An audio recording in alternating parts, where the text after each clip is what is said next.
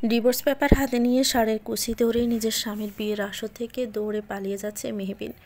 পিছনে পিছনে কালো পোশাক পরিহিত মহিলা বডিগার্ডসরা দৌড়ে যাচ্ছে মেহবিনের পিছনে, কিন্তু মেহবিন যেন তাদের ধরাছোঁয়ার বাইরে।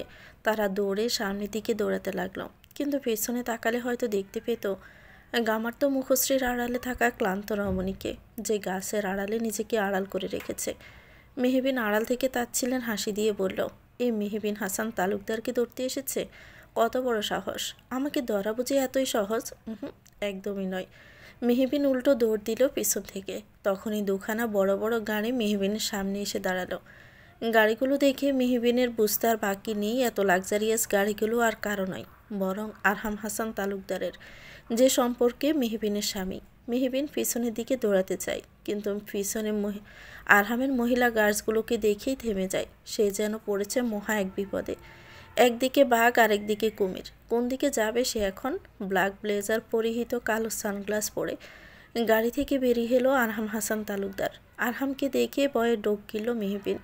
মেহবিনের সামনেই দাঁড়িয়ে নিজের ঘড়ি দেখতে দেখতে বলল, আমার প্রায় 1 ঘন্টা 2 মিনিট 34 সেকেন্ড তোমার মতো স্টুপিড মেয়েকে খুঁজতে গিয়ে লস হয়ে গেল। জাস্ট স্টুপিড মেয়ে একটা। মেহবিন কিছুটা সাহস জুগিয়ে মুখ বেঁকিয়ে জবাব দিল, তা বিয়ে রেখে আমার মতো স্টুপিড মেয়েকে কে খুঁজতে বলেছিল শুনি?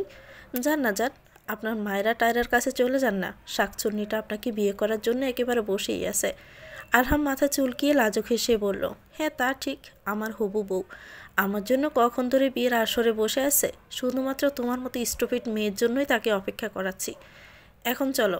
মেহবিন হাত ভাঁজ করে শক্ত গলায় চোখ রাঙিয়ে জবাব দিল, আমি কোথাও যাব না, কিছুতেই যাব না।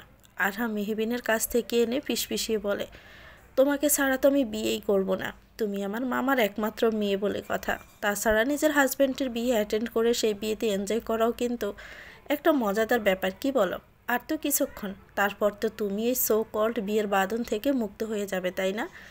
আরহামের শেষের কথায় চুপ হয়ে যায় মেহবিন। হ্যাঁ, আরহামের সাথে সে বিবাহ নামক পবিত্র বন্ধনে আবদ্ধ, যার সমাপ্তি তালাকনামা নামক তিক্ত শব্দে।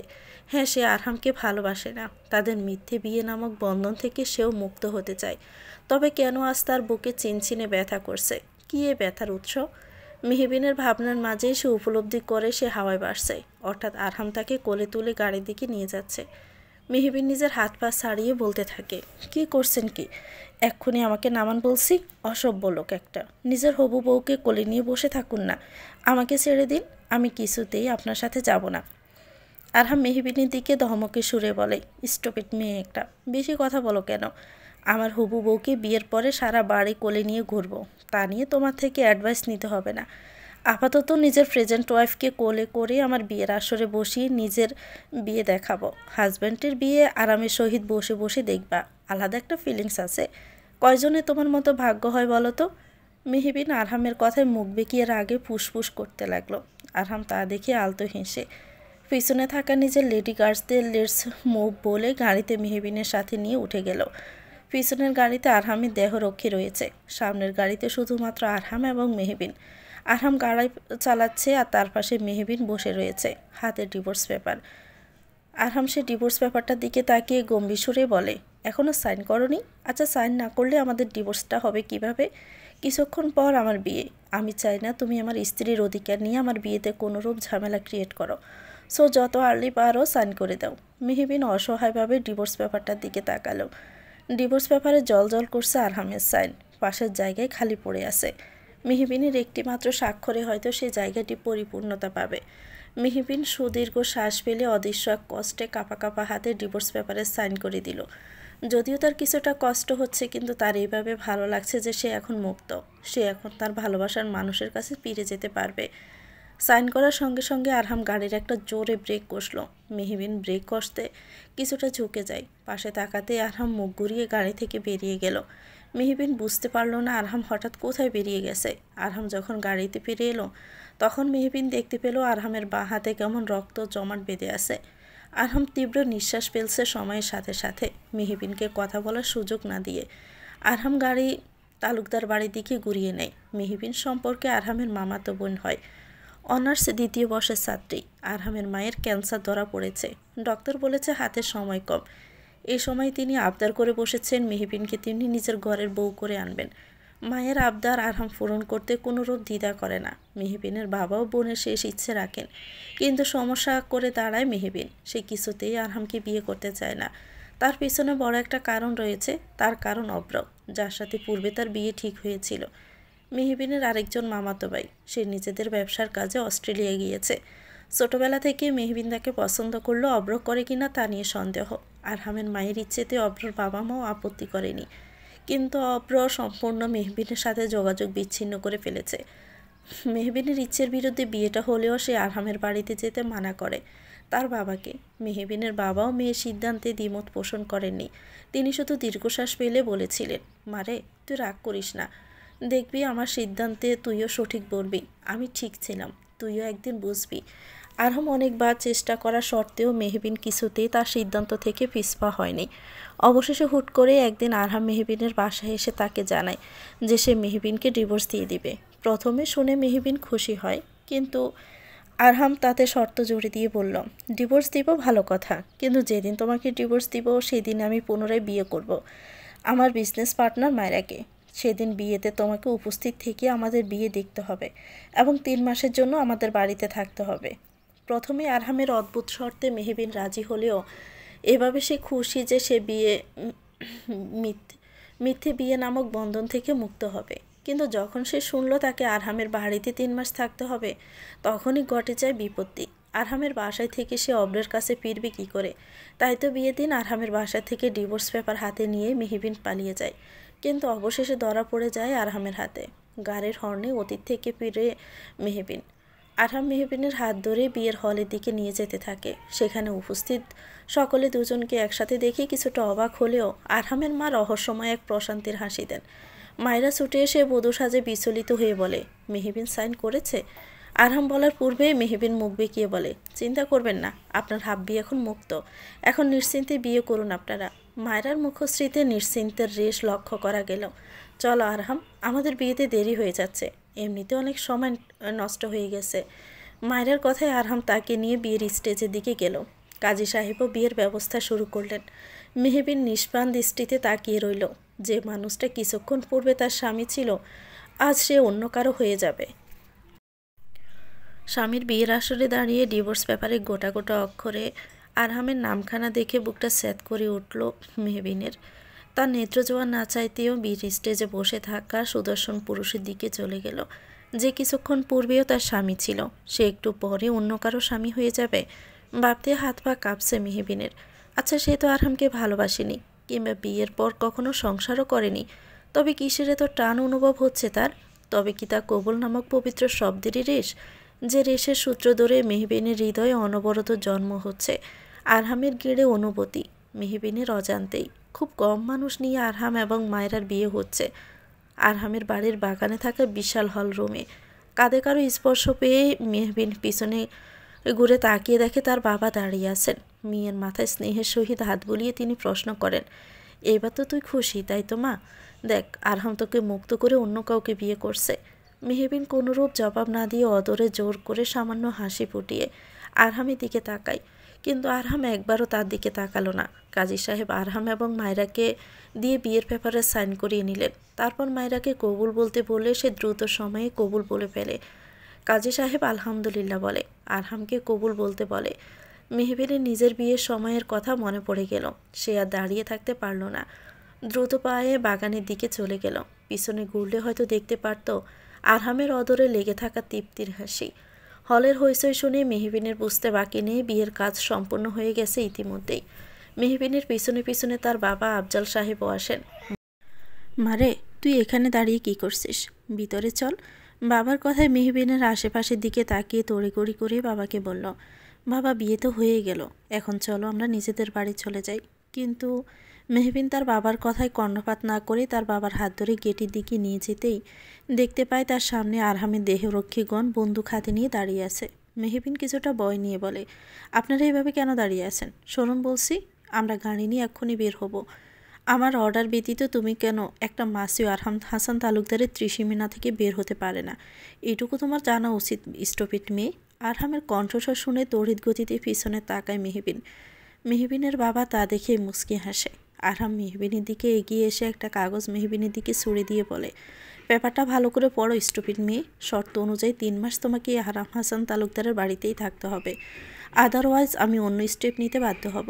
মেহবিন কিছুটা সাহস জুগিয়ে বলে, আমাদের ডিভোর্স হয়ে গেছে, আপনি আবারও বিয়ে করেছেন, তাহলে আমি কেন আপনার বাড়িতে থাকবো বলতে পারেন? কেন আটকাতে রাখতে চাইছেন আমাকে? শেষের কথাটা কিছুতে চিৎকারের সুরে বলে মেহবিন। আরহাম তাহাতে বিরক্ত হয়ে মেহবিনের কানের কাছে এসে ধীর গতিতে বলে, আমি কত সুন্দর করে আমার মায়রা ডার্লিংয়ের সাথে সংসার করছি, তা কি তুমি দেখবে না? দেখে নেওয়া ভালো, কিন্তু ভালো অব্রর সাথে সংসার করার আগে একটা ভালো এক্সপিরিয়েন্স তো হয়ে যাবে।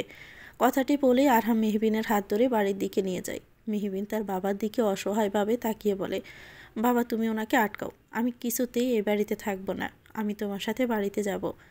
মেহবিন বাবার হাত উঁচু করে বলে, আমি প্রথমেই সিলিন্ডার করে ফেললাম মামুনি, তুমি নিজে থেকে আরহামের শর্তের ব্যাপারে সাইন করেছ, এখন আমার কিচ্ছু করার নেই।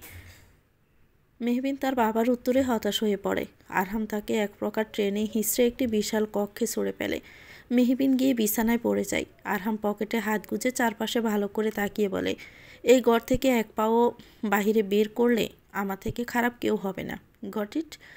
আরহাম কথাটি বলেই বেরিয়ে যায়। মেহবিন রাগে পুষতে পুষতে উঠে দাঁড়িয়ে বলে, মগের মুল্লুক পেয়েছেন নাকি? আমাকে ডিভোর্স দিয়ে মুক্ত করলো, নাকি উল্টো বন্দি করে ফেললো? আমি তো এখন ইচ্ছে করে ঘর থেকে বের হব, সারা বাড়ি ঘুরে বেড়াবো, দেখি কে আমাকে কি করে। মেহবিন কথাটি বলে পুনরায় বসে পড়ল। সে বুঝতে পারছে না আরহাম আসলে চাইছেটা কি তার থেকে। ডিভোর্স দিয়ে পুনরায় বিয়ে করে তাকে কেন আটকে রাখতে চাইছে সে? মেহবিন গ্লাস বের করে জগ থেকে পানি নিয়ে ঢকঢক করে খেয়ে ফেলল। সে ঠিক করলো কালকে ভার্সিটি গিয়ে সবার প্রথমে তার বেস্ট ফ্রেন্ড অন্তুর সাথে দেখা করবে। অন্তুর সাথে দেখা করে কোনো একটা ব্যবস্থা করে অব্রর সাথে যোগাযোগ করতে হবে। অব্রকে জানাতে হবে তার এবং আরহামের ডিভোর্স হয়ে গিয়েছে, এবং অব্র কি তাকে ফিরিয়ে নিবে পুনরায়। মেহবিন গ্লাসটা বিছানার পাশে রাখতে গিয়ে শুনতে পেল বাহির থেকে আগত কিছু মেয়েদের হাসি ঠাট্টার শব্দ। মেহবিন দরজা দিয়ে উকি দিতেই দেখতে পেল তারা মায়রাকে নিয়ে হাসতে হাসতে আরহামের ঘরের দিকে নিয়ে যাচ্ছে। সম্পর্কে তারা মায়রার বান্ধবী। তার মধ্যে একজন হাসতে হাসতে বলল, আজকে বাসর রাতে আরহাম ভাইয়া দেখিস তোকে ঘুমাতেই দিবে না, এত সুন্দর লাগছে তোকে মায়রা। আরহাম ভাইয়া আজ চোখে সর্ষে ফুল দেখবে। মেয়েটার কথা শুনে সকলেই হেসে দেয় একসাথে। মায়রা লজ্জা পায় তাদের কথা শুনে। মেহবিন মুখ বাঁকিয়ে বলে, সুন্দর না চাই? তার মধ্যে সেখানে আরহামের আগমন ঘটল। সে সকলকে দেখে বলল, লেডিস আপাতত আপনারা যেতে পারেন, আমার বউকে এবং আমাকে দয়া করে একা ছেড়ে দিন, থ্যাংক ইউ। আরেক দফা হাসির রোল পড়ে যায় সেখানে। সকলে হাসতে হাসতে বলে, ভাইয়ার দিকে তা আর তর্স হইছে না, আপনার এতে বউ নিয়ে যান আপনি। মেহবিন আরহামের কথা শুনে হাতে হাত রেখে চোখ বড় বড় করে বলে, পুপির বড় ছেলেটা এত বড় নির্লজ্জ, ছি, আমি বহুত বড় বাসা বেঁচে গিয়েছি। ছোটবেলা থেকে আমেরিকা থেকে পড়াশোনা করে তাদের কালচার একেবারে শিরায় শিরায় আয়ত্ত করে ফেলেছে। নির্লজ্জ ছেলে কোথাকার। সকলে মিলে আরহাম এবং মায়রাকে বাসর ঘরে রেখে আসে। মেহবিন নিষ্পলক কিছুক্ষণ চেয়ে থেকে নিজের ঘরের দিকে পা বাড়াতে নিলে সেখানে একজন স্টাফ এসে মেহবিনের হাতে দুধের গ্লাস ধরিয়ে দিয়ে বলে, ম্যাম, বড় ম্যাম মানে আরহামের মা আপনাকে আরহাম স্যার এবং মায়রা ম্যাডামের ঘরে দিয়ে আসতে বলেছে। কথাটি শুনে মেয়ে স্টাফটি প্রস্থান করে। মেহবিন বুঝতে পারছে না তার সাথে হচ্ছেটা কি। ফুফিও তাকে এমন কাজ কেন করতে বলল। মেহবিন আর কিছু না ভেবে দুধের গ্লাস হাতে আরহামের ঘরে নক দেয়। কিছুক্ষণ পর এসে মায়রা দরজা খুলে দেয়। মেহবিন দেখতে পায় মায়রার শাড়ি এলোমেলো, চুলগুলো খোলাও এলোমেলো। মায়রাকে এমনভাবে দেখে হাতের মুঠো শক্ত করে ঠায় দাঁড়িয়ে যায় মেহবিন। মায়রা মেহবিনকে দেখে মিষ্টি হেসে বলে, মেহবিন তুমি এত রাতে কোনো দরকার? ভিতর থেকে আরহাম বলে উঠল, এত রাতে কে এসেছে মায়রা ডার্লিং? মেহবিন এসেছে। আরহাম সামান্য উফ নামক বিরক্তিকর শব্দ করে বলে, আজব, সামান্য কি কমন সেন্সও নেই? এই টাইমে নতুন কপতি বিজি থাকতে পারে, তাদের ডিস্টার্ব করা উচিত না। এইটাও কি স্টুপিড মেয়েটা জানে না? সামান্য ম্যানার টুকিও নেই, স্টুপিড মেয়ে একটা। এসব পাবলিকদের জন্য বাহিরে নো ডিস্টার্ব বোর্ডটা লিখিয়ে রাখতে হবে। আরহামের কথায় অপমানে মেহবিনের আঁখি জোড়া বেয়ে সামান্য অশ্রু গড়িয়ে পড়ে। মায়রা তা দেখে বলে, আরহাম প্লিজ স্টপ, এভাবে বলো না। মেহবিন মায়রার দিকে তাকিয়ে চোখ পাকিয়ে বলে, মায়রা আপু, কাউকে বলে দিও, কাউকে ডিস্টার্ব করার ইন্টেনশন আমার নেই। ফুফি দুধটা দিয়ে যেতে বলেছিল তাই এসেছি, না হলে আমি কখনোই আসতাম না। মেহবিন কথাটি বলে চলে যেতে নিলেই প্রাক্তন স্বামীর বাসর ঘরের সামনে দাঁড়িয়ে অপমানে নীরবে অশ্রু বিসর্জন দিচ্ছে মেহবিন। না চাইতেও ঠায় দাঁড়িয়ে রয়েছে আরহামের সদর দরজার সামনে, কারণ আরহামের কড়া নির্দেশ। বাসর রাতের এত সুন্দর ডেকোরেশনে আরহাম এবং মায়রা সুন্দর করে কাপল পিক তুলে দিতে হবে। আরহামের কথার বিপরীতে বেজা গলায় তেজ দেখিয়ে মেহবিন উত্তর দেয়, আপনারা তো স্টাফ থাকতে আমাকে তুলে দিতে হবে কেন? ক্যামেরাম্যানের কি অভাব পড়েছে? স্টুপিটের মতো কথা বেশি বলবে না মেয়ে। আমার বাড়িতে থাকছো, সো আমার প্রতিটা অর্ডার তোমাকে শুনতেই হবে, বুঝলে? আরহামের কথায় সায় জানিয়ে মায়েরা অনুরোধে সুরে বলল, আরহাম যখন বলেছে তুলেই দাও না মেহবিন। আমি ছবিগুলো ফেসবুকের প্রোফাইলে কভারে দিব। বিয়ে করে এত সুন্দর জামাই পেয়েছি, সবাইকে দেখাতে হবে না? তোলো তোলো, সুন্দর করে তোলো। শয়তান সিমড়ির কথা শুনলে গা জ্বলে যায়। একদিন বিয়ে হতে না হতে আমার জামাই বলে বলে সারা বাড়ি মাথায় করে ফেলছে। উফ, আমার এত রাগ হচ্ছে কেন? মেহবিনকে বিড়বিড় করতে দেখে আরহাম ব্রু কুসকে বলে, স্টুপিটের মতো কি এত বিড়বিড় করছো? আমাদের কাপল পিক তুলে দাও। কথাটি বলে আরহাম মায়রার কোমরে হাত দিয়ে সুন্দর করে পুঁছ দেয়। মেহবিন আরহামের আইফোনটি হাতে নিয়ে মনে মনে হাজারখানা আরহামকে গালি দিয়ে ছবি তুলতে থাকে। না চাইতেও আরহামের হাতের দিকে তার নজর যাচ্ছে। বিরক্তিকর লাগছে তার সব কিছু। মেহবিন অনুভব করলো তার আঁখিতে ধরা দিচ্ছে ফোঁটা ফোঁটা অশ্রুবিন্দু। মেহবিন কোনো মতে ছবি তুলে মায়রার হাতের ফোনটি দিয়ে আরহামের কক্ষ থেকে প্রস্থান করে। নিজের ঘরে এসে পায়চারি করতে থাকে মেহবিন। কেন হচ্ছে তার সাথে এমন এমন বাজে অনুভূতির কারণই বা কী? আরহাম কেন তাকে দিয়ে এসব করাচ্ছে? মেহবিন বিছানায় গিয়ে শুয়ে পড়ল, কিন্তু কিছুতেই তার ঘুম আসছে না। সমস্ত নিদ্রা যেন তার সাথে বেশ অভিমান করেই ছুটে পালিয়ে গেছে। শীতের মধ্যেও অদ্ভুত এক অস্থিরতায় মেহবিনের শরীরের তাপমাত্রা বেশ যেন 1 ডিগ্রি বেড়ে গেল। মেহবিন শুয়ে থেকে হাতজোড়া পরস্পরের সাথে ঘষে তা আরও উষ্ণ করে তুলল। মেহবিন বুঝতে পারল তার আজকে আর ঘুম হবে না। মেহবিন তার কক্ষ থেকে বেরিয়ে ছাদের উদ্দেশ্যে রওনা দিল। ছাদে এসে তার বেশ শীত অনুভব করছে। চারপাশে শীতের ঠান্ডা হাওয়া এসে তার গায়ে আলতো করে শুইয়ে দিচ্ছে। মেহবিনের ভালো লাগলো। নেত্রপল্লব আবেশে বন্ধ করে নিল। পরক্ষণে তার মস্তিষ্কে এসে ধরা দিল আরহাম এবং মায়রার ঘনিষ্ঠ মুহূর্তগুলো। মেহবিন চট করে তার আঁখিজোড়া খুলে ফেলল। শীতের মৃদুভাবে কেঁপে উঠল তার দেহের প্রতিটি অঙ্গ প্রত্যঙ্গ। তখনই পিছন থেকে কেউ একজন মেহবিনের গায়ে চাদর দিয়ে আলতো করে জড়িয়ে দিল। মেহবিন পিছনে তাকিয়ে আরহামকে দেখে কিঞ্চিত নয়, বেশ কড়াভাবেই অবাক হলো। বাসর রাত ছেড়ে আরহাম এখন এখানে কি করছে? আরহাম খানিকটা দমকে সুরে বলল, এই শীতের রাতে চাদর ছাড়া বের হয়েছে কেন? ঠান্ডা লাগলে তখন কি হবে? আরহামের ধমকে সুরে করা যত্নটুকু হজম হলো না মেহবিনের। সে মুখ ঘুরিয়ে খানিকটা অভিমানের সুরে বলল, তার নিজের বাসর রাত ছেড়ে এখানে কি করছেন শুনি? আমি তো আপনাদের বাসর রাতে এসে ডিস্টার্ব করি, তো আমার জন্য বাসর রাত বাদ দিয়ে এসব কনসার্ন দেখাতে এসেছেন কেন? মেহবিনের মনের গহীনে থাকা সুপ্ত অভিমানকে বুঝতে পেরে খানিকক্ষণ আলতো হেসে ছাদের রেলিংয়ে হাত রাখল। মেহবিনের প্রশ্নে কোনোরূপ জবাব দিল না। মেহবিনের অশ্রু মাখা আঁখের দিকে তাকিয়ে মুগ্ধ নয়নে বলল, সৃষ্টিকর্তার সব থেকে নিখুঁত করে সৃষ্টি করেছেন মানুষের আঁখি জোড়া। তাই তো আঁখি জোড়ায় আলাদা এক মায়া থাকে। কিছু কিছু মানুষের আঁখি জোড়ায় এতটাই সুন্দর, আমরা তখন সেই মানুষের আঁখি জোড়াকে মায়াবী বলেই আখ্যা দিয়ে থাকি। আমি ঠিক বুঝলাম না মেয়ে, তুমিও অদ্ভুত মায়াবী আঁখি জোড়ার অধিকারী। নিজের আঁখি জোড়া ভালো করে আয়নায় কখনো দেখেছ? আরহামের প্রশ্নের জবাবে মেহবিন তাচ্ছিল্যের সুরে বলে, তাই বুঝি? তাই। অথচ এই আঁখি দিয়েও অশ্রুপাত দেখতে কিছু মানুষ ভালোবাসে। এতটাও পাষাণ বুঝি মানুষ হয়? মেহবিনের থেকে পাষাণ নামক উপাধি লাভ করে সুদীর্ঘ শ্বাস ফেলল আরহাম। আরহাম হয়তো মেহবিনকে কিছু বলতে চাইছিল, কিন্তু তার পূর্বেই সেখানে মায়েরা এসে আরহাম এবং মেহবিনকে একসাথে দেখে তড়িৎ গতিতে পা চালিয়ে আরহামকে প্রশ্ন করে, আরহাম তুমি এখানে? আমি তোমাকে কখন ধরে খুঁজে চলেছি। আমার তো ঘরে একা থাকতে ভয় লাগে বলো। মেহবিন মুখ বাঁকিয়ে মনে মনে বলে, এত বড় ধামড়া মেয়ের নাকি আবার ভয় করে, যত সব ঢং। আরহাম মায়রার কথা মায়রার গালে হাত রেখে বলে, আমি তো এখানেই আছি, তোমার পাশেই আছি। ভয় কিসের মায়রা ডার্লিং? একটা ইম্পর্ট্যান্ট কল এসেছিল, তাই সাথে এসেছিলাম। আরহাম মায়রার হাত ধরেই বলে, চলো ঘরে চলো আরহাম, আজকে রাত আমাদের জন্য স্পেশাল। আমি একটা টাইমও ওয়েস্ট করতে চাইছি না, চলো। শেষের কথাটি বলে মায়রা মেহবিনের দিকে তাকালো। মেহবিন শক্ত করে খামসে দৌড়ল নিজের চাদর। আরহামের হাত ধরে মায়রা তাকে ছাদ থেকে নিয়ে চলে গেল। মেহবিন ধপ করে বসে পড়ে। সব কিছু তার কাছে বিষাদময় লাগছে। মেহবিনের এই বিষাদের কারণ স্বয়ং আরহাম নিজেই। সকাল সকাল নিজের ব্যাগ কাঁধে নিয়ে ভার্সিটির উদ্দেশ্যে বেরিয়ে পড়েছে মেহবিন। ভার্সিটি এসে মেহবিনকে দূর থেকে অন্তু এসে তাকে জড়িয়ে ধরল। তারপর মেহবিনের হাত ধরে তাকে ক্যান্টিনে নিয়ে এসে বসিয়ে প্রশ্ন করল, শুনেছি তোদের নাকি ডিভোর্স হয়ে গেছে, আবার আরহাম ভাই আবারও বিয়েও করে ফেলেছে। এত কিছু কিভাবে কি হলো? মেহবিন ক্ষিপ্ত গলায় উত্তর দিল, শুধু কি তাই, বদলোকটা নিজের বউকে নিয়ে নির্দ্বিধায় সংসার করছে, কিন্তু আমাকে তার বাড়িতে জোর করে আটকে রেখেছে 3 মাসের জন্য। ডিভোর্স তো হয়ে গেছে, তাহলে তোকে তার বাসায় কেন রেখেছে? তুইও বা আরহাম ভাইয়ের কথা কেন শুনছিস? মেহবিন কপালে হাত রেখে জবাব দেয়, শুনছি কি আর সাধে? এই ডিভোর্সের জন্যই তো এত কিছু করলাম, কিন্তু যার জন্য ডিভোর্সটা নিয়েছি সেই তো জানেই না আমার ডিভোর্সের কথা। অন্তু কিছুটা মন খারাপ করে বলল, কিন্তু অভ্র ভাইয়াকে তুই কি করে জানাবি? সে তো তোর বিয়ের বিরহে সমস্ত যোগাযোগ বিচ্ছিন্ন করে ফেলেছে। আধুনিক যুগে দেবদাস সে। কথাটি বলে শব্দ করেই হাসল অন্তু। মেহবিনের মুখশ্রীতে বিরক্তির রেশ লক্ষণীয়। অর্থাৎ অন্তুর কথা তার তেমন পছন্দ হয়নি। মেহবিন হতাশার সুরেই বলল, অভ্র ভাইয়া কি আদৌ আমাকে ভালোবাসে? আমি তো সারা জীবন তাকে একপাক্ষিক ভালোবেসেই গেলাম। ভালো না বাসলে কি তোর বিয়ের কষ্টে সমস্ত যোগাযোগ বিচ্ছিন্ন করে ফেলতো? ভালো না বাসলে নিশ্চয়ই তোকে নিজের বড় চাচাতো ভাবির যথাযথ সম্মানটুকু দিত, তাই না? অন্তুর কথায় মেহবিন সায়ে চুমুক দিয়ে অন্তুর কথাগুলো কিছুক্ষণ ভাবল। মেহবিন ভার্সিটি থেকে 1 ক্লাস না করে বেরিয়ে গেল।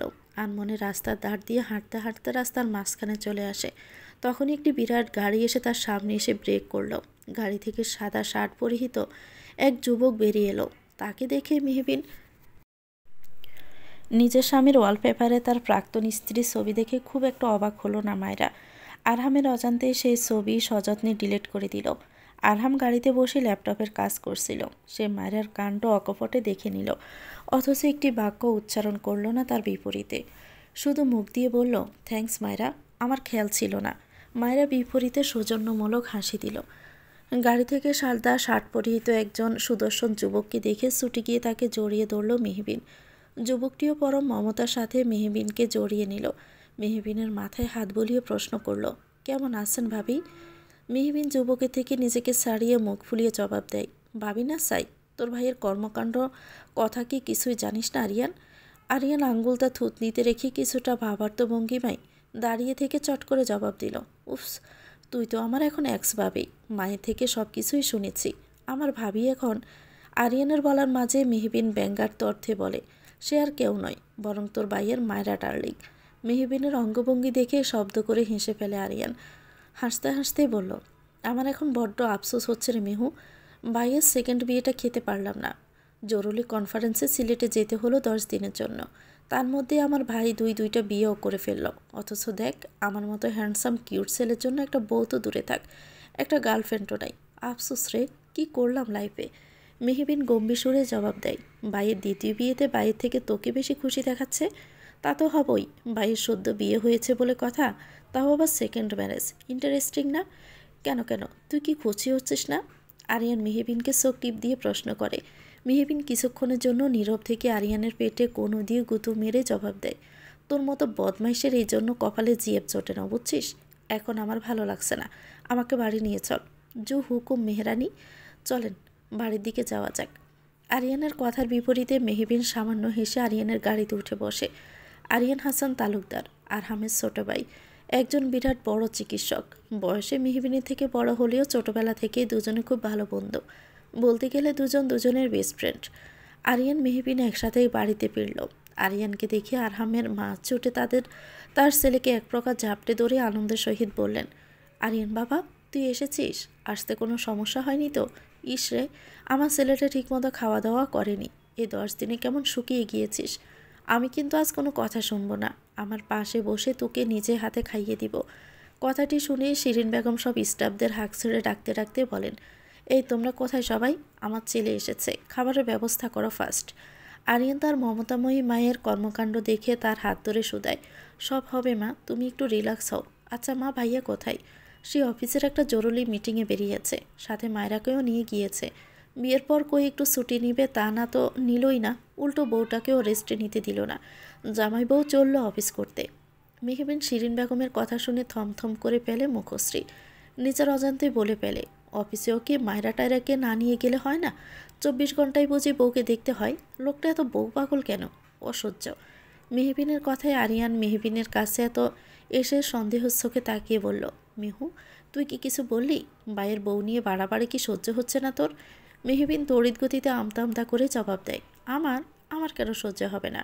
আমি তো মজা করে বললাম। আরহাম ভাইকে কয়দিন পর সবাই বউ পাগল বলেই ডাকবে। ও আচ্ছা আচ্ছা, কথাটি বলে আরিয়ান মুখ চেপে হাসল। মেহবিন যেন হাফ ছেড়ে বাঁচছে। আরিয়ান তার মাকে প্রশ্ন ছুড়ে দিয়ে বলল, মা আগে বলো, সব মেডিসিন নিয়েছ? তুমি কিন্তু বড্ড অবহেলা করো। শিরিন বেগম সামান্য হেসে জবাব দেয়, বাবারে আরহামাত তুই থাকতে আমি কি ওষুধ নিয়ে অনিয়ম করতে পারি বল? তোরা তো বুঝতেই চাস না ওষুধ খেয়েই বা কী হবে। আমার হাতে যে সময় কম, চলে তো যেতেই হবে। মায়ের আগত মৃত্যুর কথা শুনে বুকটা মোচড় দিয়ে উঠল আরিয়ানের। সঙ্গে সঙ্গে মেহবিন তার পুপিকে জড়িয়ে ধরে অভিমানের সুরে বলল, এসব তুমি কি বলছো পুপি? কিচ্ছু হবে না তোমার, তুমি ঠিক সুস্থ হয়ে যাবে। শিরিন বেগম শুধু মেহবিনের মাথায় হাত রেখে দীর্ঘশ্বাস পেলে। ছোটবেলা থেকে মায়ের আদর মেহবিন তার পুপুর কাছেই। মামারা মেয়েকে নিজের সন্তানের মতোই আগলে রেখেছেন সবসময় শিরিন বেগম। তাই তো শেষ সবাই এসে নিজের ছেলের সাথে মেহবিনের সুখের সংসার দেখে যেতে চেয়েছিলেন। কিন্তু আফসোস, তার হলো না। আরিয়ান কপট রাগ দেখিয়ে বলে, মা তোমাকে কতবার বলেছি আমি এইসব কথা একদম বলবে না, ভালো লাগে না আমার। তবু বলো এসব কথা তুমি। তোমার ছেলের উপর কি তোমার ভরসা নেই? দূর, খাবই না আমি কিছু। আরিয়ান অভিমানী মুখ ফিরিয়ে সিঁড়ি দিয়ে উপরে চলে যায়। শিরিন বেগম মেহবিনের দিকে তাকিয়ে আলতো হেসে বলেন, ছেলেটা আমার বড্ড অভিমানী। যাই গিয়ে ছেলেটা রাগটুকু কমানোর ব্যবস্থা করে আসি। মা পাগল ছেলে হয়েছে দুটো আমার। শিরিন বেগমের কথা শুনে মেহবিনও হেসে ওঠে। মেহবিন এক কাপ চা নিয়ে নিজের বারান্দায় এসে দেখে আরহামদের গাড়ি প্রবেশ করছে গেট দিয়ে। আরহাম এবং মায়রা হাসতে হাসতে গাড়ি থেকে বের হচ্ছে। মায়রা হাসতে হাসতে আরহামের গাল ধরে টেনে দেয়। আরহাম মাথা চুলকে লাজুক হাসে। তা দেখে আরেক দফা হাসে মায়রা। মেহবিন দ্রুত তার ঘরে চলে আসে। বিকেল থেকে এমনিতে তার মাথা ধরে আসে, তার মধ্যে আরহামের কাণ্ড দেখে তার মাথা আরও ধরে আসে। বিছানার উপরে বসে বিরক্তির সহিতে বলতে থাকে, আমাকে এ বাড়িতে রেখেছে নিজেদের রং টং দেখানোর জন্য। আমি সব বুঝে গেছি। এক নম্বরের বদ লোক হচ্ছে আরহাম হাসান তালুকদার। বদলোকটাকে আমি হাড়ে হাড়ে চিনি। মেহবিন তার পুপুর ঘরে চলে গেল। সেখানে মাথা ব্যথার ওষুধ থাকলেও থাকতে পারে। আরহাম অফিস থেকে এসে মেহবিনের কক্ষের সামনে এসে উকি দিয়ে দেখতেই দেখে মেহবিন নেই। আরহাম কীভাবে যেন তার মায়ের ঘরের সামনে গিয়ে শুনতে পায় তার মা মেহবিনকে বলছেন, মেহু তুই এখানে, কিছু লাগবে? তোমার কাছে কি মাথা ব্যথার ওষুধ আছে পুপু? আসলে আমার মাথা ব্যথা করছে। শিরিন বেগম মেহবিনের হাতে ওষুধ দিয়ে প্রশ্ন করেন, কিছু খেয়েছিস? না পুপু, আসলে আজকে খাবো না, শরীরটা আমার ভালো লাগছে না। স্টোফিটের মতো খাবে না কেন? না খেয়ে শরীর তো হ্যাংলা পাতলা করে রেখেছ। আয়নায় নিজেকে দেখেছ ঠিক করে? মেহবিন এবং আরহামের মায়ের কথার মাঝে আরহাম তার মায়ের ঘরে প্রবেশ করে মেহবিনকে প্রশ্ন করে। আরহামকে দেখে গাড়তারামি করে জবাব দেয় এক প্রকার, হ্যাঁ, আমার তো মায়ের আপন মতো জিরো ফিগার নেই, নিজেকে আয়নায় দেখব কি করে বলুন তো? কথাটি বলে শুকনো মুখে বেরিয়ে যায় মেহবিন। আরহাম সূক্ষ্ম দৃষ্টিতে সেদিকে তাকিয়ে বিরক্তির সহিতে বলে, স্টুপিড কোথাকার, জাস্ট রিডিকিউলাস। দেখেছ মা, তোমার ভাইয়ের মেয়ে কেমন বার বেড়েছে? আরহামের মা উচ্চস্বরে বললেন, তুইও তো কম বাড়াবাড়ি করিস না। এমনিতেই মেয়েটার শরীর ভালো না, বেশি বাড়াবাড়ি কিন্তু ভালো না আরহাম। আরহাম নিশ্চুপ হয়ে দাঁড়িয়ে যায়। গভীর রাতে মেহবিন অনুভব করে কেউ তাকে হ্যাঁচকা টান দিয়ে শোয়া থেকে উঠিয়ে ফেলেছে। রাতে নিজের প্রাক্তন স্বামীকে নিজ কক্ষে দেখে চিৎকার করতে গিয়েও থেমে যায়। আরহামকে দেখে কিঞ্চিত সময়ের জন্য থমকে থাকে তার চাহনি। বেড়ে যায় হৃদস্পন্দন। কেমন শ্বাসকষ্ট অবস্থা। সামনে সাদা শার্ট পরিহিত টকটকে পর্ষা যুবক, যার কালো কুচকুচে মণিজোড়া অস্থিরতার সহিত মেহবিনকে পরখ করে নিচ্ছে। মেহবিন মাথা নুইয়ে নিল, সরে আসতে চাইল আরহামের থেকে। আরহাম তাকে সরে যেতে দিল না, মেহবিনকে হ্যাঁচকা টান দিল। টানের ফলে বেগতিকভাবে মেহবিনের মাথা এসে আরহামের সুঠাম দেহের মধ্যখানে থাকা বউকে এসে আলতো করে ধাক্কা খায়। চমকে চায় আরহাম। মেহবিনের পিঠে হাত রাখতে গিয়েও নিজের হাত সরিয়ে মেহবিনের বাহু শক্ত করে ধরে মেহবিনকে নিজের বুক থেকে সরিয়ে নিজ বরাবর সামনাসামনি বসায়। মেহবিন আরহামকে কিছু বলতে চাইলে আরহাম দ্রুত ওঠে। মেহবিনের রুমের কক্ষের আলো জ্বালিয়ে দেয়। মেহবিন নিজের দিকে ভালো করে তাকিয়ে দ্রুততার সাথে নিজের ওড়না ঠিক করে। তা দেখে আরহাম বাঁকা হাসে আলতো করে। আরহামের হাসি দেখে মেহবিনের শরীর যেন রাগে জ্বলে যাচ্ছে। সে ক্ষিপ্ত গলায় প্রশ্ন করে, সেদিন তো আমাকে কমন সেন্সের অনেক বড় বড় ডায়লগ দিলেন, তো আপনি কি জানেন না একটা অবিবাহিত মেয়ের ঘরে এভাবে হুট করে প্রবেশ করা যায় না, তাও রাতের বেলায়, যখন সে নিদ্রাস্তন্ন অবস্থায় রয়েছে? আরহাম মেহবিনের কাছে চলে আসে হুট করে। মেহবিন ঘাবড়ে যায়। আরহাম মেহবিনের দিকে তাকিয়ে রুক্ষ গলায় বলল, তা তুমি কি জানো রাতে দরজা লক করে ঘুমাতে হয়? এ ম্যানার্সটুকুও নেই তোমার। এভাবে দরজা খুলে ঘুমালে আমি কেন, যে কেউ সুযোগ নিতে চলে আসবে। আরহামের শেষের কথায় ঘৃণায় মুখ ঘুরিয়ে নেয় মেহবিন। মেহবিনের কাণ্ডে কিছুটা ক্ষিপ্ততার সাথে আরহাম বলে, আর কি অবিবাহিত তুমি? এটাও বোধ হয় তুমি জানো না মিসেস আরহাম হাসান তালুকদার, ডিভোর্স কার্যকর হয় 3 মাস পর। আমাদের ডিভোর্সের প্রসেসিং চলছে এখনও, কিন্তু পুরোপুরি ডিভোর্স হয়ে যায়নি। সো তোমার উপর আমার এখনও রাইটস আছে। মিসেস আরহাম হাসান তালুকদার ডাকটি শুনে মনে এক অজানা শান্তির স্রোত বয়ে গেল মেহবিনের। হ্যাঁ, এইটাও তো ঠিক, তাদের ডিভোর্স কার্যকর হতে এখনও 3 মাস সময় লাগবে। জটিল প্রসেস। পরক্ষণে মেহবিন কী ভেবে যেন আরহামের দিকে ঘুরে গম্ভীর সুরে বলল, তাই বুঝি 3 মাসের জন্য আমাকে আপনার বাড়িতে রেখেছেন? আরহাম চমৎকারভাবে হেসে জবাব দেয়, আজ্ঞে জি, 3 মাসের ডিভোর্সের প্রসেসিংটা ভালোভাবে হয়ে যাক, তারপর তুমি তোমার কাছে অপরের কাছে ফিরে যেও, আমি তোমাকে আটকাবো না। আরহামের কথা শুনে মেহবিন খুশি হয়ে বলে, সত্যি 3 মাস পর আমি আমার অপরের কাছে ফিরে যেতে পারবো তো? আরহামের মুখশ্রীতে গম্ভীরতার রেশ লক্ষ্য করা যায়। সে মাথা নাড়িয়ে বলে, হ্যাঁ। সূচক জবাব দেয়। মেহবিন পরক্ষণে প্রশ্ন করে ফেলে, কিন্তু এত রাতে আপনি আমার ঘরে কি করছেন, তাও নিজের স্ত্রীকে পেলে, নিজের অধিকার পলাতে? আরহামের জবাবে চমকে যায় মেহবিন। অপরের বাবা ইকবাল সাহেবের একটি বদ অভ্যাস হচ্ছে, রাতে চা না খেলে ঘুমালে তার ঠিক করে ঘুম আসে না। নিজের হাতে রান্নাঘরে দাঁড়িয়ে চা তৈরি করছেন, 1 কাপ চা নিজের স্ত্রীর জন্য করেছেন। স্ত্রীর মুখের উপর কথা বলার সাধ্য নেই তার। আরহামের বাবা মারা যাওয়ার পরে অপরের মা যখন সিদ্ধান্ত নিলেন তারা আলাদা হয়ে নিজেদের মতো সংসার করবেন, তখন অপরের মায়ের বিরুদ্ধে কিছু বলতে পারেননি অপরের বাবা। নিজের সদ্য পিতা হারানো 2 ভাইপো এবং ভাবিকে তালুকদার বাড়িতে রেখে আলাদাই বাড়িতে চলে এসেছিলেন তারা। সেই বাড়িও আরহামের বাবা নিজের টাকায় করা, যা তিনি তার একমাত্র ছোট ভাইকে দিয়ে দিয়েছিলেন। এমনকি বিজনেসের অর্ধেক পার্টনারশিপ অব্রকে দিয়ে গিয়েছেন, যার ফলে অব্র এখন তাদের বিজনেসের অস্ট্রেলিয়ার ব্রাঞ্চ সামলাচ্ছে। আরহামের বাবা কখনো কাউকে বঞ্চিত করেননি। নিজের ভাইয়ের করা উপকারের কথা মনে পড়তেই দুফোঁটা চোখের জল গড়িয়ে পড়ল ইকবাল সাহেবের নেত্রপল্লব থেকে। তার বিপরীতে কখনো তিনি কিছুই করতে পারেননি, কিন্তু যখন নিজের ভাবির শেষ ইচ্ছের কথা জানতে পারলেন তিনি মেহবিনকে নিজের ছেলের বউ হিসেবে চাইছেন, তখন অনিচ্ছা সত্ত্বেও নিজের হবু বৌমাকে আরহামের হাতে তুলে দিয়েছিলেন তিনি। অব্রর মায়ের প্রথম থেকে মেহবিনকে তেমন পছন্দ ছিল না, তাই তিনিও দ্বিরুক্তি দেখাননি। অব্র নিশ্চুপ থাকলেও নিজের ছেলের আচরণ স্পষ্ট টের পেয়েছেন। বাবার এমন কাজে তার ছেলে যথেষ্ট কষ্ট পেয়েছে, তাই তো বাবাকে আগের মতো ফোনও করে না সে। চা হাতে নিয়ে নিজের কক্ষের সামনে গিয়ে শুনতে পেলেন নিজের স্ত্রীর ফোন আলাপ। তিনি ছেলেকে বলছেন, আর কত রাগ করে থাকবি বাপ, তুই আমাদের একমাত্র সন্তান, এবার তো দেশে ফিরে আয়। কতদিন এভাবে দূরে থাকবি, কতদিন মন ভরে দেখি না তোকে।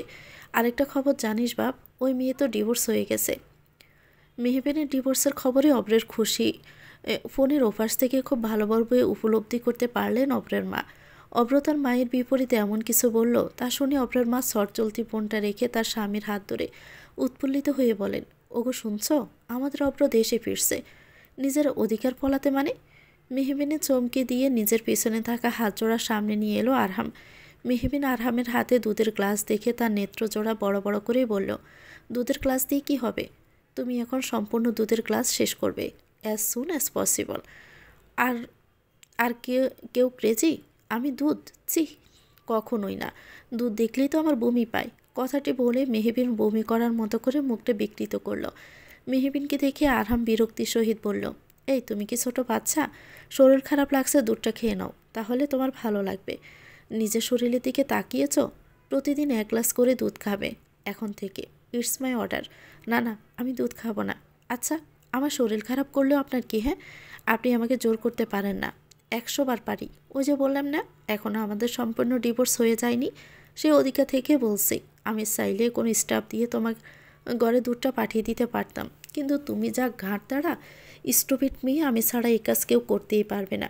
মেহবিন দরজার দিকে নিজের আঙ্গুল তাক করে আরহামকে উদ্দেশ্য করে বলেন, এক্ষুনি বেরিয়ে যান, আমি কিছুতেই খাবো না।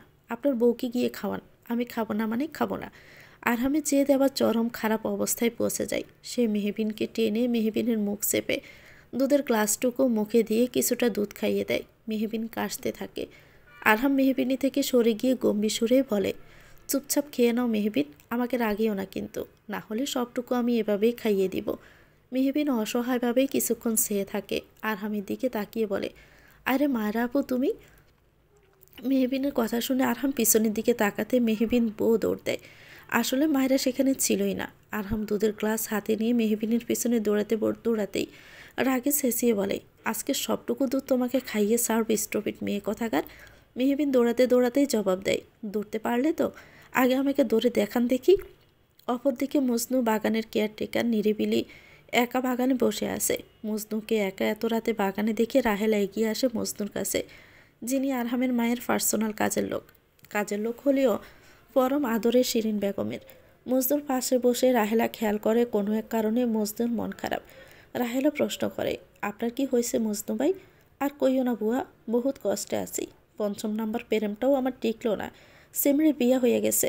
মজনুর কথা শুনে মনে মনে খুশি হয় রাহেলা। অনেক আগে থেকে মজনুকে সে পছন্দ করে।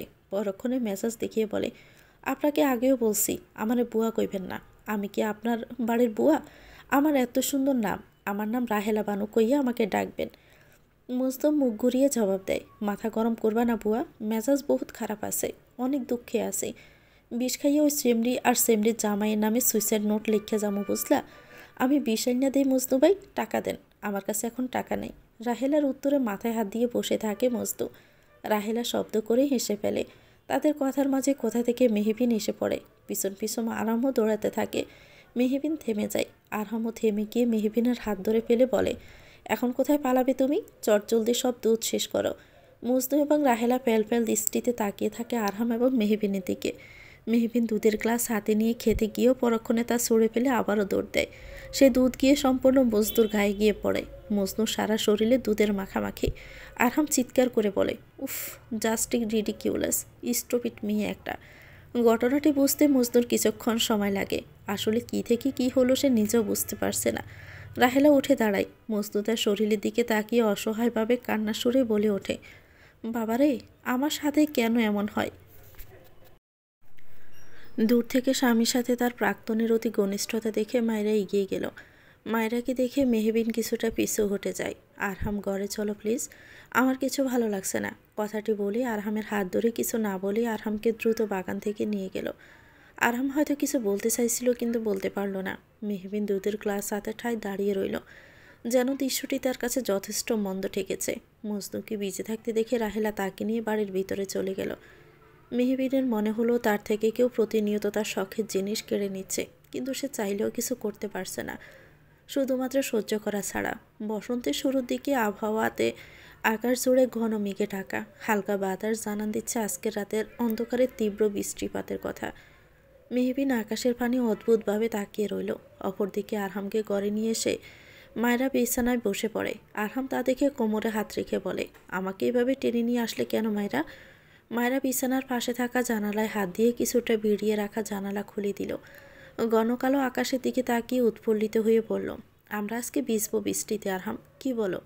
বৃষ্টিতে ভিজতে আমার খুব একটা ভালো লাগে। আমার সাথে তুমি ভিজবে? আরহাম ঘড়ির দিকে তাকিয়ে গম্ভীর সুরে বলে, এখন এ সময়ে? মায়েরা আরহামের হাত ধরে জানালার দ্বারে দেখিয়ে বাগানে দাঁড়িয়ে থাকা মেহবিনকে উদ্দেশ্য করে বলল, হ্যাঁ এক্ষুনি, মেহবিনও আছে, চলো চাঁদে যাই।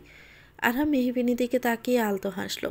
আকাশের বুকে ঠাঁই করে নিয়ে শীতল ধরণীতে বৃষ্টি নামলো ভালোবাসার রং হয়ে। মেহবিন ভাবলো সে আবার ঘরে চলে যাবে, কিন্তু ছাদের দিকে তার চোখ পড়তে তার আঁখি জোড়া স্থির হয়ে যায়, নেত্রকোনা হতে পরে টলমলে। মেহবিন তাকিয়ে দেখে মায়েরা আরহামের হাত ধরে হাসতে হাসতে ছাদে বৃষ্টিতে ভিজছে। আরহামের সাদা শার্টে স্পষ্ট তার বিশাল দেহির গঠনের শরীর। সেই শরীরের বুকে ঠাঁই করে নিয়েছে মায়রার মাথা। মেহবিনের ছোটবেলা থেকে বৃষ্টিতে ভিজলে জ্বর হয়, তাই সে বৃষ্টিতে তেমন একটা ভিজতে পছন্দ করে না। কিন্তু আরহামের প্রতি মনের গহীনে থাকা সুপ্ত অভিমান নামক ক্ষোভ থেকে সে ঠায় দাঁড়িয়ে বৃষ্টিতে ভিজতে লাগলো। মেহবিন হয়তো জানে না আরহামের শীতল দৃষ্টি শুধুমাত্র তাকে ঘিরেই। আরহামের মায়েরার দিকে তাকাতে তার আঁখি জোড়া যায় বাগানের বাঁশঝাড়ের দিকে। সেখানে কেউ রিভলভার হাতে নিয়ে মেহবিনের দিকে শুটের উদ্দেশ্যে দাঁড়িয়ে আছে। সে গুলি করার পূর্বে আরহাম দ্রুত মায়রাকে ছাড়িয়ে নিজের পকেট থেকে রিভলভার বের করে দ্রুত সেই লোকটার পায়ে গুলি করে দেয়। বৃষ্টিতে ভিজে মেহবিনের মাথা ধরে এসেছিল, তার মধ্যে গোলাগুলির তীব্র শব্দ তার কানে আসতেই মাথা ধরে সে মাটিতে লুটিয়ে পড়ে। আরহাম তার রিভলভার হাতেই নিচে ছুটে চলে। আরহামের দেহ রক্ষীগণ তৎপর হয়ে সে আগন্তুককে খুঁজতে ব্যস্ত হয়ে পড়ে। আরহাম দ্রুত নিচে এসে মেহবিনের কাছে ছুটে যায়। সে মেহবিনের অবস্থা দেখে অস্থির হয়ে ওঠে, বুকের মাঝে শক্ত করে আঁকড়ে ধরে মেহবিনকে। মায়েরাও দৌড়ে আরহামের কাঁধে হাত রেখে বলে, জাস্ট কুল ডাউন, ভয় পেয়ে অজ্ঞান হয়ে গেছে, তেমন কিছু হয়নি। মায়েরার কথা শুনে আরহাম চেঁচিয়ে জবাব দেয়, কিচ্ছু হয়নি? যদি আমার প্রেয়সীর আজ গুলি লেগে যেত কি হতো তুমি বলতে পারো? যাও এক্ষুনি খোঁজ নাও, কোন রাস্কেলের এত বড় সাহস হয়েছে আমার প্রেয়সীর দিকে নজর দেওয়ার। মায়েরা মাথা নাড়িয়ে হ্যাঁসূচক জবাব দিয়ে কাউকে ফোন করতে করতে বেরিয়ে যায়। আরহাম মেহবিনকে কোলে তুলে নিয়ে বাড়ির ভিতরে প্রবেশ করে। আরিয়ান তার ভাইকে এবং মেহবিনকে এমন অবস্থা দেখে দ্রুত ছুটে এসে প্রশ্ন করে, কি হয়েছে মেহুর ভাই? আরিয়ান, ফার্স্ট আমার ঘরে আয়, মেহবিন জ্ঞান হারিয়েছে। কথাটি বলে দৌড়ে নিজের ঘরের উদ্দেশ্যে রওনা দেয় আরহাম। আরহাম যত কিছুই করুক, আমার কেন জানি মনে হচ্ছিল মেহবিনের সাথে আরহামের ডিভোর্সটা হয়নি, সব কিছুই ফেক। আজ আমি টোটালি শিওর হয়ে গিয়েছি। একজন মহিলার কথায় আরহামের হাতে গুলি খাওয়া সে যুবক পা খুঁড়িয়ে খুঁড়িয়ে এসে জবাব দেয়, আরহাম তালুকদার আমাদের মিসগাইড করার চেষ্টা করছে, আর কিছুই না। মহিলাটি উচ্চস্বরে হেসে জবাব দেয়, আরহাম যত বড় অফিসারই হোক, আমার কাছে একজন নাদান শিশু। নিজের অজান্তেই কত বড় বোকামি করে ফেললো, এটা তো একটা ছোট জাল ছিল। সেই জালে আরহাম হাসান তালুকদার ফেসে গেছে। আহা বেচারা, কত বড় বোকামি না করে ফেলল। যুবকটি মহিলার কথা শুনে নিজের পায়ের দিকে তাকিয়ে হাসে। মেহবিনের উপর নজর রাখো, সব খবর রাখো মেহবিনের। আরহাম হাসান তালুকদার উইক পয়েন্ট সে। আরিয়ান মেহবিনকে চেক করছে। পাশে মেহবিনের হাত ধরে এক জাগ দুশ্চিন্তা নিয়ে বসে আছে আরহাম। আরিয়ান মেহবিনকে ইঞ্জেকশন পুশ করে আরহামের দিকে তাকিয়ে বলে, ফোবিয়া থেকে অজ্ঞান হয়ে পড়েছে, তার মধ্যে এতক্ষণ বৃষ্টিতে ভিজে জ্বর চলে এসেছে। আমি ইঞ্জেকশন পুশ করে দিয়েছি, হোপসো কালকের মধ্যে ঠিক হয়ে যাবে মেহু, এখন ঘুমাচ্ছে। মায়েরা ঘরে ঢুকে এক প্রকার ক্ষিপ্ত গলায় আরহামের উদ্দেশ্যে করে বলল, তুমি কি করেছ আরহাম? তুমি বুঝতে পারছো? এতটাই এক্সাইটেড না হলেও পারতে। আমাদের সাজানো এত প্ল্যান সব নষ্ট হয়ে গেল মুহূর্তেই। এখন আমাদের মিশনের মাঝখানে বেচারে মেহবিন ফেসে গেছে। আমি জানি, কিন্তু কিন্তু কি আরহাম? আরহাম শান্ত গলায় জবাব দেয়, তাই বলে কি আমি আমার মেহবিনের মৃত্যুর দিকে মুখে ঠেলে দিব? নো ওয়ে, আমি থাকতে আমার প্রেয়সীর কিচ্ছু হবে না। মায়েরা চুপ হয়ে যায়। আরিয়ান মেহবিনের কপালে হাত দিয়ে বলে, জ্বর বাড়ছে ভাইয়া। আরহাম উঠে দাঁড়িয়ে একজন মেয়ে স্টাফকে দিয়ে একটা বাটিতে করে পানি আনিয়ে নিল। ছোট কাপড় নিয়ে হাতে নিয়ে মেহবিনের পাশে বসলো। এখন কি সারা রাত তুমি মেহবিনের সাথে থেকে জলপট্টি দেবে? প্লিজ ডোন্ট ডু দিস আরহাম, মেহবিনও কিন্তু এখন সব কিছু জেনে যাবে। মায়েরার কথায় আরহাম বেজানো কাপড় মেহবিনের কপালে ঠেকিয়ে জবাব দেয়, চিন্তা করো না, জ্বরটা কমলে ভোরের আগে আমি চলে যাব, তোমরা গিয়ে ঘুমিয়ে পড়ো। ওকে ভাইয়া, টেক কেয়ার হার, আমি আবারও মাঝরাতে এসে দেখে যাব। কথাটি বলে আরিয়ান বেরিয়ে যায়। মায়েরা কিছুক্ষণ দাঁড়িয়ে থেকে চলে যায়। আরহামের নেত্রকোনা বেয়ে এক ফোঁটা জল গড়িয়ে মেহবিনের ললাটি টুপ করে গড়িয়ে পড়ে। আরহাম মেহবিনের হাত জোড়া নিজের গালে ঠেকায়। কতটা ভয় পেয়ে গিয়েছিল সে তখন, হয়তো দেরি হলে আজীবনের জন্যই হারিয়ে ফেলত সে তার প্রেয়সীকে। আমি তোমাকে সব কিছুর বিনিময়ে যত্ন করে আমার মনের গহীনে লুকিয়ে রাখবো প্রেয়সী, তোমার অস্তিত্ব উপস্থিতির সবটুকুতে ঘিরে আসছে আমার ভালোবাসা। কথাটি বলে আরহাম মেহবিনের ললাটে ভালোবাসার স্পর্শ এঁকে দেয়। মেহবিন হালকা নড়ে গিয়ে আরহামের হাত শক্ত করে আঁকড়ে ধরে। গভীর ঘুমে আচ্ছন্ন হয়ে ঘুমের রাজ্যে পাড়ি দেয় মেহবিন। আরহাম তা দেখে ফিক করে হেসে ওঠে। ভোরের আলো ফুটতে মেহবিনকে রেখে আরহাম ঘর থেকে বেরিয়ে যায়। ভার্সিটিতে এসে গভীর এক চিন্তায় মগ্ন মেহবিন। কালকে রাতের কথা কিছুতেই মনে পড়ছে না তার, সব কিছু ঝাপসা তার কাছে। অন্তু মেহবিনের পাশে বসে প্রশ্ন করে, কী রে, কী এত ভাবছিস? মেহবিন হালকা হেসে জবাব দেয়, তেমন কিছু না রে, কালকে ভ্যালেন্টাইন্স ডে, কী প্ল্যান তোর? সিঙ্গেল মানুষের আবার কিসের ভ্যালেন্টাইন্স? তিনি তো অভিমান করে বিদেশে আসেন। অব্রর কথা বলে মুখটা বেঁকিয়ে ফেলল মেহবিন। মেহবিনের কথার মাঝে মেহবিনের ফোনে অব্রর মায়ের ফোন আসলো। এতদিন পর ভদ্রমহিলা ফোন দেখে কিছুটা অবাক হয়ে রিসিভ করে প্রথমে সালাম দিল মেহবিন। জবাবে ওয়ালাইকুম আসসালাম বলেই তিনি জিজ্ঞেস করলেন, কেমন আছো মেহবিন? জি ভালো, আপনারা ভালো আছেন? তোমার ডিভোর্সের তো অনেক দিন হলো, তা এখন কি পরিকল্পনা তোমার, কি করবে ভেবেছ? জবাবে মেহবিন নির্সুপ। তিনি উত্তর না পেয়ে বললেন, কালকে আমার বাসায় একটা পার্টি থ্রো করেছি, একটা স্পেশাল সারপ্রাইজ আছে, এসো কিন্তু, আমি তোমার অপেক্ষায় থাকবো। কথাটি বলেই অব্রের মা ফোনটা কেটে দিলেন। মেহবিন বুঝতে পারলো হঠাৎ তাকে কেন ডেকে পাঠালো অব্রের মা। কিসের সারপ্রাইজ? মাঝরাতে সকলের আড়ালে নিজের প্রেয়সীকে এক পলক দেখার তীব্র আকাঙ্ক্ষায় তার কক্ষে ছুটে যায় আরহাম। মেহবিন তখন গভীর ঘুমে আচ্ছন্ন। আরহাম মেহবিনের পাশে বসে মেহবিনের চুলে পরম যত্নে বিলি কেটে দিচ্ছে। মেহবিন পুনরায় আরহামের হাতখানা শক্ত করে আঁকড়ে ধরে, যেন ঘুমের মাঝে সে কাউকে শক্ত করে আঁকড়ে ধরে বেঁচে থাকতে চাইছে। কিন্তু কে সে? সেই প্রশ্নের উত্তর হয়তো মেহবিন স্বপ্নে কিংবা বাস্তবে কোথাও সঠিকভাবে পাচ্ছে না। আরহাম মেহবিনের হাত নিজের বুকে ঠেকিয়ে আনমনে আওড়ায়। আর কতদিন এইভাবে তোমাকে নিজের থেকে দূরে সরিয়ে রাখবো প্রেয়সী? আমার যে কষ্ট হচ্ছে। আচ্ছা, তোমারও কি আমার জন্য কষ্ট হয়? ঘুমন্ত মেহবিনী থেকে কোনোরূপ উত্তর না পেয়ে আরহাম দীর্ঘশ্বাস ফেলে। জানালা থেকে আবছা চাঁদের আলো এসে মেহবিনের মুখশ্রী সৌন্দর্যকে দ্বিগুণভাবে তুলে ধরছে আরহামের পানে। আরহাম খানিকটা স্মিত হেসে ফের বলতে লাগলো, আমি বড্ড স্বার্থপর প্রেয়সী। ঝুঁকি থাকার সত্ত্বেও তোমাকে এক পলক দেখার জন্য নিজের বাড়িতে জোর করে রেখে দিয়েছি। কিন্তু কি করব বলো, তোমাকে না দেখে থাকার বেদনা অসহ্যনীয়। তা আমি ক্ষণে ক্ষণে উপলব্ধি করেছি যখন শুনেছি তুমি নাকি অভ্রকে ভালোবাসো। তোমাদের বিয়েও ঠিক আমি মেনে নিতে পারিনি, স্বার্থপর হয়ে পড়েছিলাম। আমি সত্যিই চাইনি তুমি কোনোভাবে কষ্ট পাও, কিন্তু কি করব বলো? আরহাম হয়তো আরও কিছু বলতে চেয়েছিল, কিন্তু পরক্ষণে দমে যায়। হৃদয়ে জমে থাকা কিছু কথা যেন পরক্ষণে আবডালে চলে গেল। ভিতর থেকে কথাগুলো মুখে প্রকাশ পেল না। নীরব হয়ে গেল আরহাম। মায়েরা পানি খাওয়ার জন্য নিজের ঘর ছেড়ে নিচের দিকে যাচ্ছিল, কিন্তু মেহবিনের কক্ষের সদর দরজা খুলে থাকা সে উকি দিয়ে দেখতে পায় আরহাম এবং মেহবিনের ভালোবাসার দৃশ্য। অসহায়ভাবে তাকিয়ে থাকলো সে। আঁখি জোড়া কেমন ভেজা লাগছে তার। সে দ্রুত নিজেকে নিয়ন্ত্রণ করে নিচের দিকে চলে যায়। আরিয়ান ড্রয়িং রুমে বসে কফি খেয়ে ল্যাপটপ নিয়ে বসেছিল।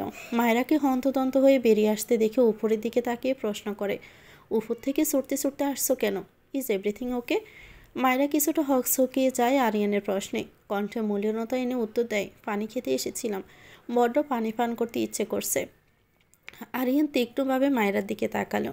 মায়েরা নিজের নজর নিচের দিকে রেখে রান্নাঘরে চলে যেতে নিলে আরিয়ানের একটি কথা শুনে থেমে যায়। আরিয়ান পুনরায় সোফায় বসে মায়েরাকে উদ্দেশ্য করে বলছিল, নিজেকে ভাইয়ার সত্যিকারের বউ ভেবে পেল না আবার? ভুলে যেও না, সব কিছুই নাটক। আরিয়ানের কথায় মায়েরা তড়িগড়ি করে আরিয়ানের কাছে গিয়ে কণ্ঠে কাঠিন্যতা নিয়ে এসে শুধায়, এসব কি বলছো? আমি একজন অন ডিউটি ক্রাইম হাইডেন অফিসার। আমি জানি আমার ডিউটি। আর বাকি করলো এই বিয়ের নাটকটা। এটা শুধুমাত্র নিজের মিশনকে ফুলফিল করার জন্য করেছি, যেন আমাদের মিশনের জন্য মেহবিনের কোনো ক্ষতি না হয়, আর কিছুই না। সেটা তুমিও জানো আরিয়ান। আরিয়ান হুট করে উচ্চস্বরে হেসে বলে, ঠাট্টা করছিলাম। আমি জানি তুমি কতটা দায়িত্ববান অফিসার। এই গভীর রাতে মশকরা করার জন্য উপযুক্ত সময় নয় বলে আমি মনে করি। আরিয়ান হাসি থামিয়ে গম্ভীরভাবে বসে পড়ল। মায়েরাও আরিয়ানের পাশে বসে থাকা আরেক কাপ কফি হাতে নিয়ে তাতে চুমুক দিয়ে বলল, এক্সট্রা কাপে কার জন্য কফি রেখে দিয়েছিলে? রাতে বুথ ছাড়া আর কে আছে? বুথের জন্যই বানিয়েছিলাম। খেয়ে ফেললে তুমি। কিছুটা বিরক্ত নিয়েই বলল আরিয়ান, কফি খেয়েছি বলে রেগে গেলে? এত অল্পতে রেগে গেলে এত সুন্দর চেহারা দিয়ে লাভ হবে না। জিএফ কেন, বউও জুটবে না। কথাটি বলে মায়েরা খিলখিলিয়ে হেসে উঠল। আরিয়ান কিছুটা মন খারাপ করে গম্ভীর সুরে বলল, কলেজের ক্রাশ বয় ছিলাম। বাপ দেখাতে গিয়ে কত সুন্দরী যে ইগনোর মেরেছি তার হিসেব নেই। দেখো আমার কত ফ্রেন্ড বিয়েও করে ফেলল, অথচ আমি এখন পর্যন্ত ফিও সিঙ্গেল। এতে কি মেয়েরা ভাবে আমাকে এক নম্বরের প্লে বয়? জাস্ট ভাবতে পারছো? মায়েরা পুনরায় হেসে ফেলে। আরিয়ান দ্রুত উঠে মায়েরা থেকে কফির কাপ কেড়ে নিয়ে, আমার কফি আর খেতে হবে না তোমাকে, ঘরে চলে যাও ফার্স্ট। এই ভ্যালেন্টাইনে আমি জিএফ জুটিয়ে দেখাবো। এখন যাও, জাস্ট গো। মায়েরা ফের হাসতে হাসতে বলল, আচ্ছা দেখবো আমি ডক্টর আরিয়ান হাসান তালুকদার আদৌ জিএফ জোটাতে পারে কিনা। গড়িতে তখন 12টা সুই সুই। হাতের পিছনে থাকা সাদা হলুদ এবং লাল টকটকে গোলাপ ফুলের অপূর্ব বুফেটা নিয়ে আরহাম মেহবিনের বিছানার পাশে রেখে মেহবিনের ললাটে নিজের অতজোড়া স্পর্শ করে আনমনে বলে ওঠে, happy Valentine's day my lady. Mehbin bag হাতে নিয়ে ভার্সিটির উদ্দেশ্যে বেরিয়ে যাচ্ছিল। তাদের ভার্সিটিতে ক্লাস শেষে বসন্তের উৎসব আছে। সবাই শাড়ি পরবে আজ, কিন্তু সে পরবে না। সব বসন্ত যেন অনেক আগেই তার জীবন থেকে বিদায় নিয়েছে। হঠাৎই মেহবিনের আঁখি জোড়া যায় তার বিছানার কিনারে থাকা ফুলের সুন্দর বুফের দিকে। এ বুকেটা কোথা থেকে আসলো? মেহবিন নানা প্রশ্ন মস্তিষ্কে রেখে আনমনে বুকেটা নিজের বুকে ঠেকিয়ে তীব্র শান্তি অনুভব করল। অদরে লক্ষণীয় মুস্কি মুস্কি হাসির ঝলক। মেহবিন দেখতে পেল বুকেটার মাঝখানে ছোট্ট একটা চিরকুট। সে চিরকুটে গুটি গুটি অক্ষরে লেখা, আরও একটি বসন্ত চলে এলো। এ বসন্ত আলাদা, অন্যরকম স্নিগ্ধ। সে স্নিগ্ধতার কারণ কি তবে তুমি প্রেয়সী? আমার বসন্তের প্রেম তোমাকে নিবেদন করলাম সামান্য গোলাপ দিয়ে। তুমি সাদরে গ্রহণ করলে কৃতার্থ হব। দয়া করে আমার আবেদন মঞ্জুর করিয়া আমার জীবনের বসন্ত হয়ে আমার মনের গহীনে আজীবন থেকে যাও। Happy Valentine's day. ইতি, তোমার এক গোপন প্রেমিক। আর কিছুই ছিল না চিরকুটে। মেহবিন ভরকিয়ে গেল চিরকুটটি পড়ে। কার এমন সাহস হলো আরহামের কড়া দেহরক্ষীদের পেরিয়ে মেহবিনের ঘরে এসে এমন প্রেম নিবেদন করতে? মেহবিনের নানা জল্পনার মাঝে নিজে থেকে শুনতে পেল মায়রার হাঁক। মায়রা হাঁক ছেড়ে আরহামকে ডেকে বলছে, আরহাম বেবি, কোথায় তুমি? আজকের দিনেও কি তুমি লেট করবে? কত দেরি হয়ে যাচ্ছে। মায়রার পরনে হলুদ শাড়ি বসন্তের। আরহাম তড়িঘড়ি করে গড়ি পড়তে পড়তে সিঁড়ি দিয়ে নিচে নেমে এসে মায়রার কাছে দাঁড়িয়ে কানে হাত দিয়ে বলল, সরি মায়রা ডার্লিং, একটু লেট হয়ে গিয়েছে, চলো চলো। আরহামও মায়রার সাথে মিলিয়ে বসন্তের হলুদ পাঞ্জাবি পরে যাচ্ছে। আরহামের মা শিরিন বেগম দুজনকে দেখে নিজের চোখের কাজল দিয়ে নজর কাটিয়ে বললেন, কত সুন্দর লাগছে আমার বাচ্চাদের, কারো নজর না লাগুক। তা এখন তোরা কোথায় যাচ্ছিস? মায়েরা খুশি হয়ে বলল, প্রথমে বসন্ত উৎসবে, তারপর আরও অনেক জায়গা আছে। আজকে সারাদিন আমরা ঘুরবো। বিয়ের পরে আমাদের প্রথম ভ্যালেন্টাইন্স ডে বলে কথা। মায়েরার কথা শুনে নিজের মুখ ঘুরিয়ে নিচের দিকে চলে আসে মেহবিন। আরিয়ান মেহবিনের পাশে দাঁড়িয়ে বলে, তুই আমার সাথে আয়, আমি তোকে ভার্সিটিতে ড্রপ করে হসপিটালে চলে যাব। মেহবিন কিছু বলার আগে আরহাম আরিয়ানকে উদ্দেশ্য করে বলে, হ্যাঁ তা ভালো হবে, তুই বরং স্টুপিড মেয়েটাকে দিয়ে আয়। যা দিনকাল পড়েছে না, আজকে দিনে ভার্সিটির কথা বলে কোথায় যাবে কে জানে। পড়াশোনাতে এমনিতে চাঙ্গে তুলেছে সে। আরহামের কথা শুনে মেহবিন কিছুটা অভিমানের সুরে আরিয়ানের দিকে তাকিয়ে বলে, আরিয়ান, কাউকে বলে দে যা করতে যাচ্ছে তাই যেন করে। আমাকে নিয়ে কাউকে এত ভাবতে হবে না, আমি যা ইচ্ছে তাই করব। কথাটি বলে উপরে চলে যায়। আরহাম স্পষ্ট দেখেছে মেহবিনের আখি জোড়ায় থাকা ছলছল অশ্রু। আরহাম কিছুক্ষণ চেয়ে থেকে মায়রার হাত ধরে বেরিয়ে গেল। মায়রা এবং আরহাম গাড়ি নিয়ে বেরিয়ে যায়। মায়রা গাড়িতে উঠেই বলল, আরহাম, আমাদের এক্ষুনি অফিসে যেতে হবে। আজকে মনে হয় কিছু একটা হতে চলেছে। আমারও তাই মনে হচ্ছে। আরহামের কথায় গম্ভীর হয়ে পড়ে মায়রা। অপরদিকে আরহাম এবং মায়রাকে একসাথে বেরিয়ে যেতে দেখে অগোচরে থাকা যুবকটি সেই মহিলাকে ফোন দিয়ে বলে, আরহাম মায়রার সাথে বেরিয়েছে। আরহাম আদৌ চাইছেটা কি? নাটক করছে নাকি সবটাই সত্যি?